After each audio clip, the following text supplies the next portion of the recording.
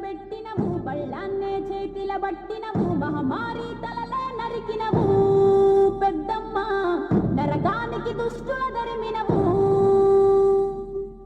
కైలాసం వద్దని ఇడిసినవు కలియుగమే మాకై వచ్చినవు మా పిల్లల సల్లగా చూసినవు మాయమ్మ పులిపై సంపారే చేసినవు ఓయమ్మ అందుకే నీకు బోనాలెత్తుతాము